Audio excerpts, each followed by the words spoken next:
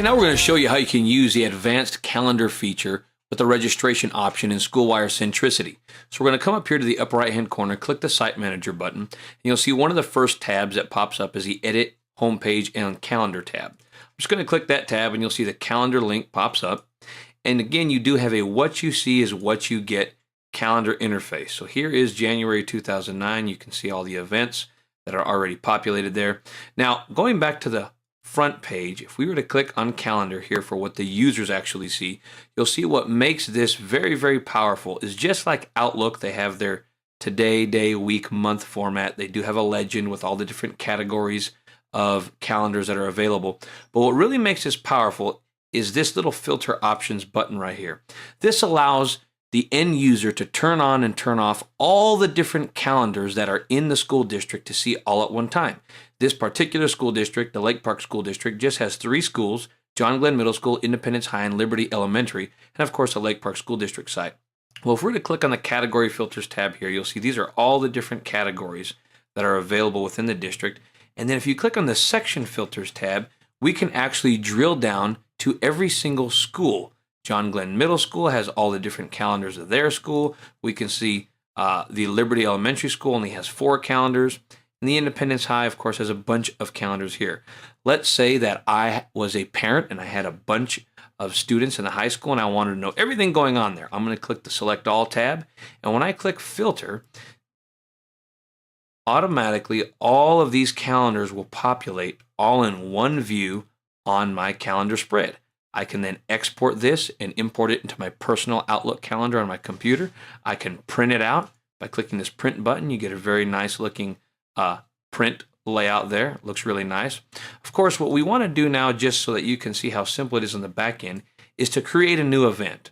So again, if we go to the background, I'm going to just come right here to, let's say, January 30th. It's the last day of the month. I just double click right in that day. And let's say there's going to be a school board luncheon. Now I can make this for whatever category I want to make it in. Let's say it's administration, and we're going to start at noon and end at 1 o'clock. Now, what's really, really neat about this system is it allows you to actually create events just like anything else in our system that are only viewable by people who have permission to view it. So, for example, if I were to go back to that event, click Edit, you'll see here that I can make this available only to certain people with the proper role. Administrators, the school board members. Let's say in this case we want this to only be available to administrators and school board members. Very simple thing to do. If I wanted to add additional information for the event, this is an important event. There will only be 25 seats available. Don't miss it. Of course, you can put that information there. You can add all types of information. When I initially double-clicked it, that's just a quick event. It made the event very quickly. But if we want to add additional information, we can type here the location name. Let's say it's going to be in the school boardroom. You can type in your zip code, and then it will actually calculate the distance, how far away you were. So I'll just type in 90210. The contact name is going to be, in this case, fictitious character John Smith. And you'll see in a minute where all this information actually shows up. Of course, you can add an attachment if you'd like. Here you can click on Browse and add an attachment for folks to take a look at if they want an attachment that goes along with the event.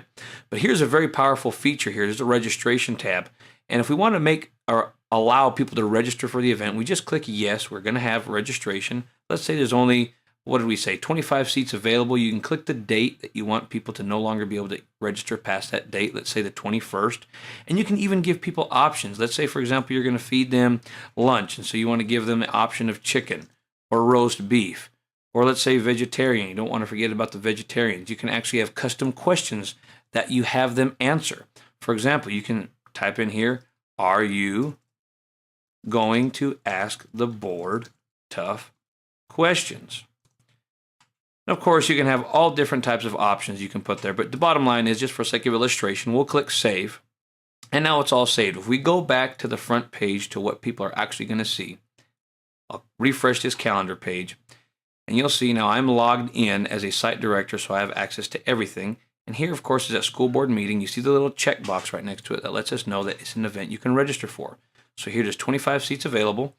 Because I'm located in the zip code 93722, it automatically calculated that the zip code 90210 was 205 miles from me. The contact information is all here. If I want to register, though, all I have to do is click the register button. Wow, there's only 25 seats and all of them are available. So let me click this register button. It automatically has my information right here, Diego Rodriguez. And let's say I want roast beef.